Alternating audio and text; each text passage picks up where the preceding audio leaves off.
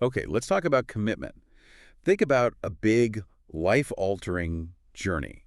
You've started maybe a new spiritual path, a huge career change, something major. That initial excitement, that electric feeling, what happens when it starts to fade?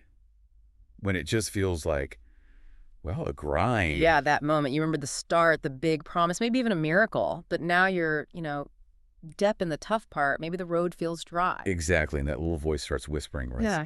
Was that initial thing real?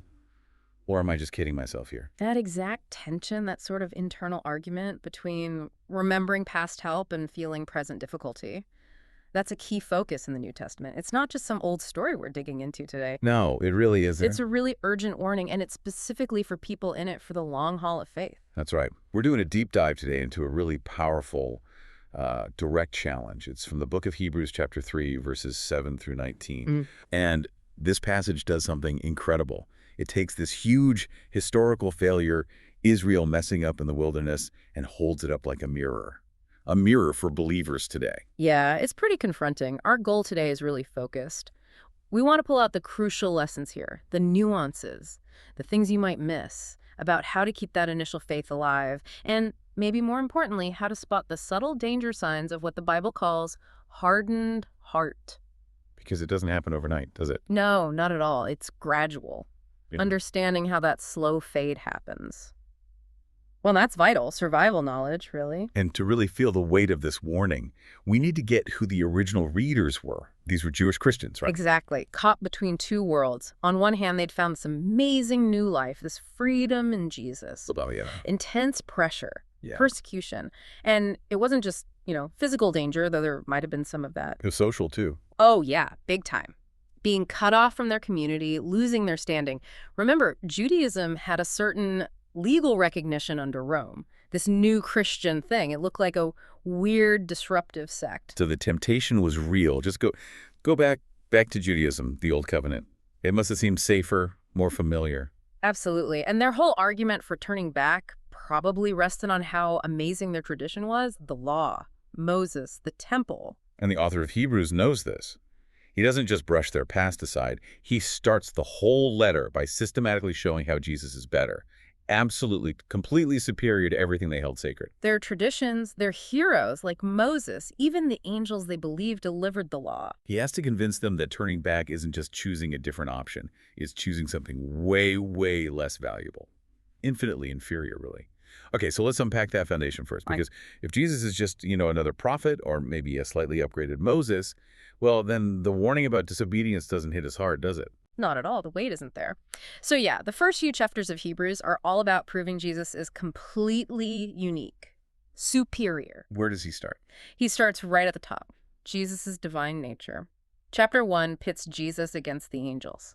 Why angels? Were they that important to the Jewish readers? Hugely important. They believe angels were these glorious, powerful beings involved in giving the law at Mount Sinai. So for the author to even compare Jesus to them, let alone say he's superior, it was radical. He doesn't just compare, though, right? He elevates Jesus way beyond them. Oh, absolutely. He calls Jesus the radiance of God's glory and the exact representation of his being. Let's just pause on that language for a second. Yeah, great. Radiance isn't just like saying he's bright. It's like the actual light shining out from the source. Jesus makes the invisible God visible. Wow. An exact representation, like the perfect imprint, the blueprint of God's very essence. And on top of that, he's the heir of all things and the one holding the entire universe together just by his word. Not a lot. It is. And the angels, they're described as ministering spirits, servants sent out to help. Important, yes, but servants. Jesus is the Son, the sovereign. So going back to a system focused on angels would be like choosing the messengers over the king himself. Precisely. Choosing the shadow, not the substance. The delivery guys instead of the CEO who owns the whole company. Okay, that makes sense. Then chapter 2 changes tack a bit, doesn't it, after all that cosmic divine stuff? Yeah, it pivots beautifully. From the God nature of Christ, it shifts right into Jesus as man. Why was that necessary? Well, for salvation, basically. And so we could relate to him. To conquer death, to defeat the devil, which the author argues he did, Jesus had to become fully human. He had to experience suffering, temptation, the whole human package. And the text says this experience actually qualified him for something. Yes, it qualified him to be our high priest, but not just any high priest, but a compassionate one who gets it because he's been there. So, chapter 1, the divine majesty. Chapter 2, the approachable humanity. Exactly. That dual nature makes him the perfect go-between, the only one who could possibly bridge that gap. And that sets up the next big comparison, the one that must have really hit home for the original audience. Right. The third major comparison, Jesus versus Moses. Now, that must have been a shocker. For a first-century Jew, Moses was, well, he was everything, wasn't he? The lawgiver, the rescuer from Egypt. Absolutely foundational, the ultimate authority figure, practically. So comparing anyone to Moses, let alone claiming superiority, was incredibly bold. How does the author handle that comparison? He acknowledges Moses was great, right? Oh, yes, very respectfully. He calls Moses a faithful servant, a trusted manager in God's house. Think of it like a really dedicated, lifelong employee in a huge estate. Okay, faithful in the house. But still a servant. A Yeah. servant doesn't own the house, no matter how loyal they are. Their faithfulness is to the master. And Jesus. Jesus is the son, the heir, the one who rightfully owns the place. And even more than that, the author calls Jesus the builder of the house. Ah, so he's not just the owner, he's the architect, the creator. Exactly. And the builder is always greater than the building and greater than anyone who just works inside it, right? So this comparison slams the point home. Jesus has a fundamentally superior authority. If you belong to God's household, you follow the son who built it and owns it, not just the faithful servant who managed it for a time. It's a powerful setup. You're following the ultimate leader, the divine son, the builder himself, fully God, fully man. Okay, so now that we know who we're following, the question becomes unavoidable, doesn't it? Yep. What happens when following this amazing son gets, well, difficult? So the argument flows straight from Jesus is superior right into, therefore be careful. It's not just an academic point, it's setting up the stakes for the warning. Precisely. Because the son is so great, ignoring his voice or turning away is incredibly serious. And notice how the author introduces the warning. It's not just his opinion, Right, he says. the Holy Spirit says. Establishing divine authority immediately. Absolutely. He's quoting scripture that they knew and revered, Psalm 95, specifically verses 7 and 8. This instantly connects the warning to their own sacred history, their own story of faith, and, well, failure. Let's dig into that psalm a bit. It uses a really powerful image, doesn't it? The shepherd and the sheep. Oh, hugely powerful, especially for people whose national story began as nomads in the desert. God calls his people the sheep of his pasture and himself the shepherd.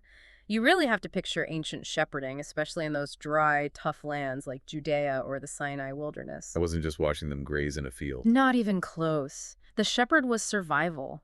They were with the flock constantly. Their whole job was finding that next patch of grass, knowing where the hidden water source was, leading them, often through dangerous territory. They were food, water, and protection all rolled into one. Exactly. Protection from predators, from thieves. The sheep were totally dependent, absolutely reliant on the shepherd for everything. And the sources mentioned something specific about the connection. It wasn't just general guidance, was it? The sheep knew the shepherd's actual voice. That's crucial, that specific, intimate recognition.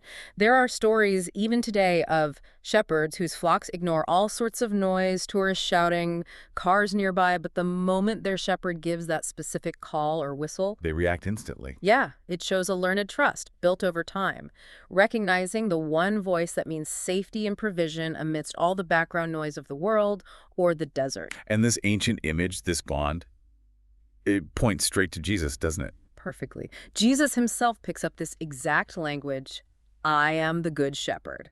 It's a claim that's both divine, echoing Psalm 95, where the Lord is the shepherd, and deeply sacrificial, because the good shepherd, he says, lays down his life for the sheep. So the setup is profound. God, this superior son and builder, is also our intimate good shepherd, leading us daily. But then, boom, comes the warning, the core of this whole section. Yes. Right after establishing that beautiful relationship, the hammer drops. Today, if you hear his voice, do not harden your hearts as you did in the rebellion. That word, today, it just leaps off the page. It feels so immediate, so urgent. It completely removes the option of putting it off, doesn't it? Spiritual procrastination is out. Yeah, you can't just say, oh, that's interesting, I'll think about responding tomorrow. Exactly. It's not about regretting yesterday's failures or planning for tomorrow's obedience. The temptation to ignore the shepherd, to let your heart get resistant, is happening right now.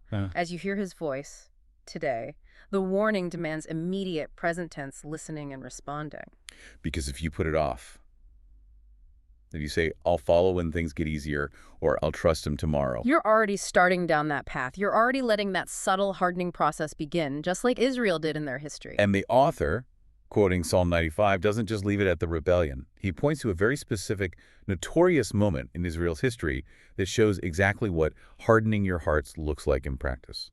Yeah, he zooms right in on the incident at Massa and Meribah. It's recorded back in Exodus chapter 17. This is the classic example, isn't it? It really is a textbook case of, well, forgetting God's track record the moment things get uncomfortable. The Israelites had recently escaped Egypt. They're in this barren wilderness near a place called Rephidim. And the core problem is brutally simple. They ran out of water. And their reaction wasn't exactly patient trust. No, it was immediate angry complaint. They started arguing with Moses, almost picking a fight, demanding, give us water. Their focus just snapped down onto that one physical need, thirst. And they didn't just see it as a problem to solve, did they? They saw it as malice. Exactly.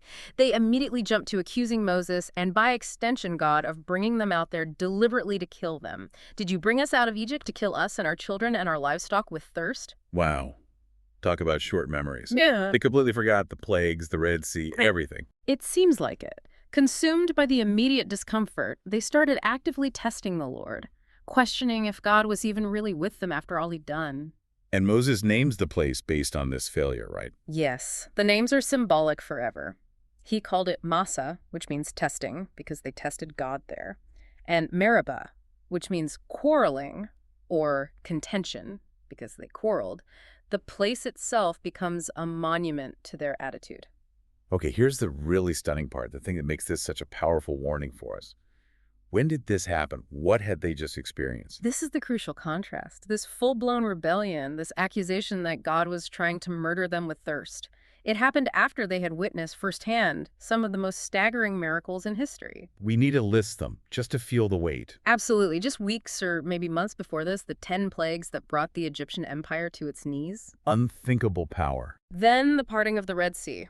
A literal wall of water on either side, dry ground to escape, followed by the complete destruction of Pharaoh's army, the most powerful military force on earth. Okay, that's the big kickoff miracle. But the miracles didn't stop there, did they? No. That's the thing. They were living inside a continuous miracle. They were being fed manna, this mysterious bread from heaven showing up fresh every single morning. A daily reminder. Rely on God today. So not just a one-off event, but sustained daily provision. Sustained daily and visible guidance. They were literally following God's GPS, the pillar of cloud by day giving shade in that scorching heat, and the pillar of fire by night giving light and warmth. God's tangible presence was right there, leading them every step. Okay, so plagues, Red Sea, daily bread from heaven, visible cloud and fire guiding them. And despite all that constant, overwhelming evidence, A few days without water, a temporary physical lack, and it causes immediate, total meltdown, rebellion, accusations, forgetting everything. their short-term fear just wiped out decades, maybe centuries, of God's proven faithfulness to their ancestors, plus the insane miracles they'd just seen themselves. They heard the shepherd's voice rescue them, but refused to trust it when they got thirsty. And the application just hits you right between the eyes, doesn't it? This history is a mirror for us. It really is. We have to ask, how often does a temporary lack in our lives, maybe it's money, maybe health, maybe a relationship issue, how often does that immediate lack become our entire focus? And we let that one thing, that empty water bottle today, completely overshadows all the ways God has shown up for us in the past. All the grace, all the answered prayers, the fundamental truth that the shepherd who saved us is still leading us. Yeah. We stare at the dry ground right in front of us and forget we just walked through a parted sea. That's the hardened heart in action. It's right there. And the really tragic thing is, this wasn't just a one-off bad day for Israel at Massa and Meribah. That attitude, that testing and complaining, it became the pattern for that whole generation. For how long? The text says they tested God, even while seeing his works, for 40 years. 40 years. That's not just a random number in the Bible, is it? It signifies a whole generation, A long, long time. Exactly. It represents a full period of testing, like a long journey. It speaks to us too, right? Maybe believers who've walked with God for decades, seen him work, but still find their faith tested over the long, sometimes monotonous journey of life. And after 40 years of this persistent unbelief, despite seeing his works, how does God respond? The text uses some strong emotional language. It does. God says, reflecting back on that time, I was weary of that generation. Or some translations might say, angered or grieved. The original word carries a sense of being profoundly burdened or exasperated. Now, we need to be careful here. When we talk about God feeling weary or angry, we're not talking about human emotions in quite the same way, are we? No, that's a really important clarification. It's what theologians call anthropopathism. We're using human emotional terms to try and grasp a divine reality that's beyond our full understanding. It doesn't mean God gets tired like we do, or loses control in anger. So what does it convey? It conveys the depth of God's grief, his painful reaction to their stubborn refusal to trust him. It's the relational hurt caused by their constant defiance, their spiritual infidelity, if you like. It's expressing the profound disappointment. Yes, exactly. Imagine the disappointment. For 40 years, they saw his works every day. The manna, the water from rocks sometimes, the guidance, protection. 40 years. And yet the text says they were always going astray in their hearts. They just refused to know his ways, meaning refused to internalize it, to trust it, to live by it. They saw but didn't understand, or didn't want to understand. Probably a bit of both. They were stuck in the cycle. Geographically wandering, yes, but spiritually wandering too. Always circling back to unbelief. It sounds like the heartbreak of a parent whose child just won't learn the most basic lesson of trust, even after seeing endless proof of love and care. That's a good analogy. And this persistent breaking of the relationship, this chronic unbelief, led to a devastating consequence. A judgment. God swore an oath in his wrath. What was the oath? They shall not enter my rest. Okay, my rest. This is a huge theme in Hebrews. What exactly is this rest, anxi, the source mentioned that they forfeited? Is it just about going to heaven? It's more complex than just heaven, though that's related to the ultimate rest, for sure. The immediate meaning for that generation was the physical entry into Canaan, the promised land. That land represented God's intended blessing for them on earth, a place of peace, security, abundance, fruitfulness. So wait, they were saved out of Egypt, right? Redeemed by the Passover lamb. Yes, their salvation, their deliverance from slavery wasn't revoked. That happened at the Exodus. What they lost was the inheritance, the blessing, the fullness of life God wanted them to experience in this life, in the land he had promised. So they were saved, but they missed the destination. They spent their saved lives wandering in the desert instead of enjoying the inheritance. That's exactly it. They lost that earthly fullness, the satisfaction, the peace, the abundance God had planned. They remained unsettled, complaining, distrustful. And the crucial point the author of Hebrews makes is that this promise of God's rest, a deeper spiritual version of it, is still available now for us through Christ. But the warning is, if you turn away from Christ, the Good Shepherd, You forfeit that rest too, not necessarily salvation maybe, but that deep inner peace, that spiritual satisfaction and security, even while you're still on the journey through your wilderness. that makes the idea of rest incredibly practical, doesn't it? Yeah. It's not just pie in the sky when you die. Yeah. It's about an internal state now. Absolutely. The sources mention examples, right? Believers today going through horrific circumstances, losing a job, facing illness, immigration nightmares, yet they have this palpable sense of peace, God's rest. It's an inner reality that holds firm despite the outer chaos. That's the opposite of the Israelites at Meribah. Totally. They let the external problem, no water, completely destroy their internal peace and trust. They missed the rest because they refused to trust the shepherd who was right there leading them. Their hearts were too hard to receive that peace, even in the middle of the problem. Okay, so the author has laid out the history, the failure, the consequences. Now he brings it right home. He pivots from the tragic story of Israel to a direct warning for his readers and, well, for us. Yeah, the application becomes explicit. Verse 12 spells out the present danger. See to it, brothers and sisters, that none of you has a sinful, unbelieving heart that turns away from the living God. An evil heart of unbelief in some translations. What does that really mean? It's not just intellectual doubt, is it? No, based on the context of Massa and Meribah, this unbelief is deeply connected to willful self-centeredness. Remember how they only cared about their own thirst? It's also tied to a kind of spiritual blindness or dullness, a refusal to see or acknowledge what God is doing or has already done. So, the unbelieving heart isn't empty. It's closed.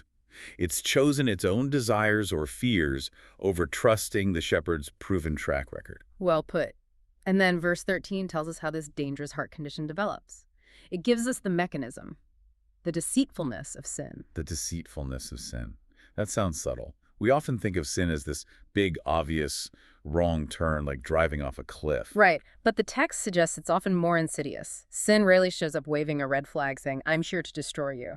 That would be too easy to reject. How does it appear then? It usually appears disguised as something reasonable, maybe, a small compromise, Yeah. an easy way out of a difficult situation, a little bit of self-protection. The sources use that phrase, poison wrapped in honey. Or like that analogy of boiling a frog slowly. Doesn't realize the danger because the change is gradual. Exactly that. Sin creeps in. It whispers justifications. It promises freedom or relief, but actually leads you further into bondage, bit by bit. And as you give in, incrementally, your heart gets harder, duller, less sensitive to God's spirit, less able to hear the shepherd's voice clearly. So the real danger isn't necessarily a sudden catastrophic fall, but a slow, almost imperceptible drift off course. You wander step by step until suddenly you look up and realize you're completely lost. That slow drift, that subtle deception, is precisely why the author emphasizes the need for perseverance in verse 14. He says we share in Christ, we are truly his partners, only if we hold firmly to our original confidence right to the very end. The confidence we had at first. That sounds like remembering that initial fire, that first love. But that's hard, isn't it? How do you maintain that intense early zeal when life becomes routine or just plain difficult? The wilderness journey is long. It is hard. It requires conscious effort, a daily discipline almost, to intentionally remember and reconnect with that initial conviction. Think about the passion of a new believer or the clarity you felt after God brought you through a major crisis. The author is urging his readers and us to constantly compare our current spiritual temperature to that initial fervent state. Like intentionally fanning the flames. Exactly. Or like a long married couple who has to actively work to rekindle the passion and commitment they felt at the beginning, especially when life's challenges start piling up. You have to choose to remember and return to that first love. Okay, so the potential for hardening is ongoing daily, which means the solution also has to be ongoing daily. And that brings us right to the practical remedy the author gives. Yes, the immediate practical antidote to this subtle hardening process. Mutual daily encouragement. Unity. Absolutely. Spiritual isolation is where sin's deceit thrives. The antidote is being deeply connected with fellow believers. The instruction couldn't be clearer. Exhort one another daily, as long as it is called today. Wow, that double emphasis. Yeah. Daily and today. It links right back to the urgency we talked about earlier. This isn't a once-a-week thing. Not at all. It implies a constant active involvement in each other's lives.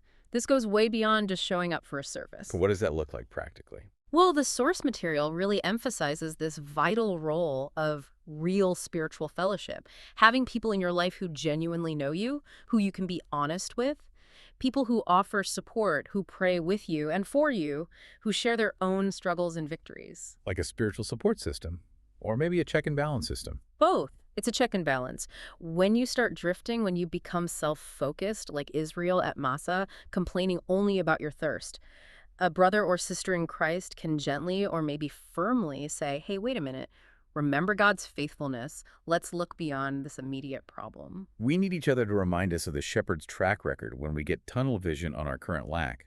The community acts like a collective memory bank. That's a great way to put it, a collective memory bank of God's faithfulness. When you're struggling to believe, someone else can share their story, can remind you, remember when God did this for you, or look how he helped me through something similar. This thirst will pass. He's still with us. Because when you're isolated, those deceitful whispers of sin just echo in your head unchallenged. Exactly. Fellowship brings accountability.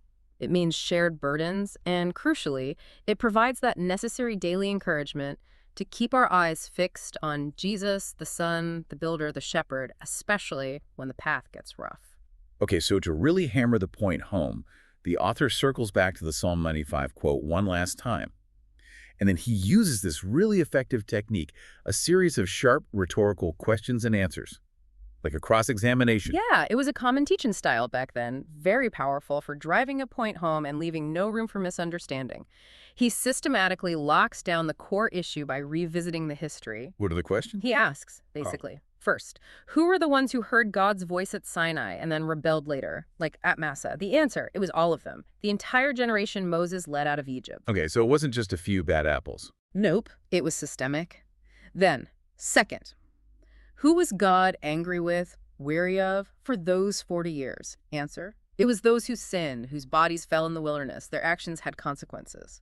And third, to whom did God swear that oath, they shall not enter my rest? Answer, it was those who were disobedient.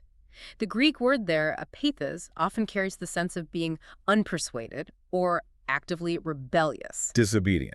And this leads directly to the final crucial connection the author makes, the synthesis of the whole argument. It's about the link between belief and action. Yeah. You mentioned that synthesized term from the source. Yes. Unbelief and following, or perhaps thinking of it as jinkong, faith and following obedience, are inextricably linked. Explain that connection. How does it tie everything together? It's the absolute key takeaway. In the Bible, especially here in Hebrews, true belief, genuine shin, is never just passive mental agreement. It's not just ticking a box saying, I believe God exists, or I believe Jesus is the Son. It has to lead somewhere. It inevitably leads to kong, to following, to obedience, to action. Look at the Israelites. Did they know God existed? Absolutely. They'd seen the plagues, the Red Sea, the manna. They had the knowledge. What? But when things got tough, when they were thirsty, when they faced challenges, they refused to act on that knowledge. They refused to follow God's leading, refused to trust his provision.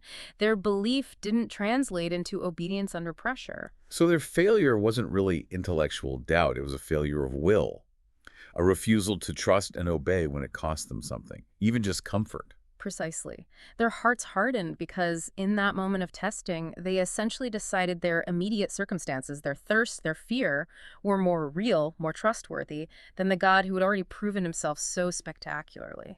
Unbelief, then, in this context, is fundamentally an active choice not to follow.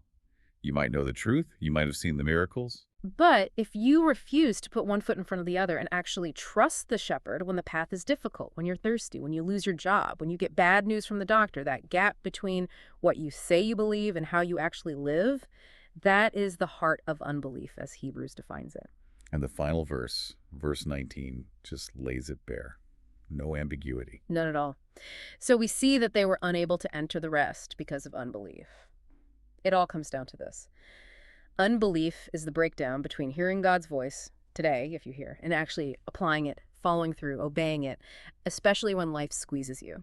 It's the refusal to let your belief actually guide your steps in the wilderness. Hashtag tag outro. Wow. Okay, so wrapping this deep dive up, what have we really learned from Hebrews 3? It seems clear that just knowing the history, just being well-informed about God's past miracles, even our own personal ones, our Red Sea moments, it's just not enough by itself, is it? Not nearly enough. The warning is immediate today, and it requires ongoing attention daily. It's a continuous process, not a one-time decision. And we saw that the real test of our heart's condition, whether it's softening towards God or hardening against him, doesn't usually come when things are easy. No, it's revealed in those moments of lack, of pressure, of discomfort. Just like it was for Israel when the water ran out at Massa and Meribah, that's when we find out what we truly trust. And the antidote isn't trying harder on our own in isolation.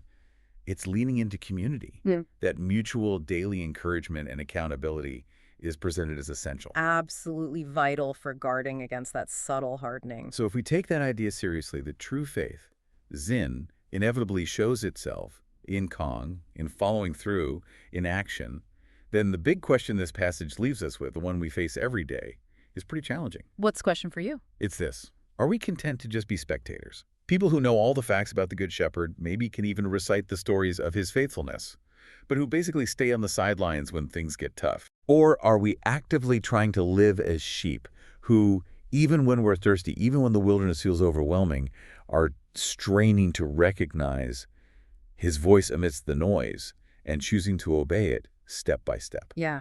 And maintaining that connection, that first love, that willingness to follow over the long haul, it takes work.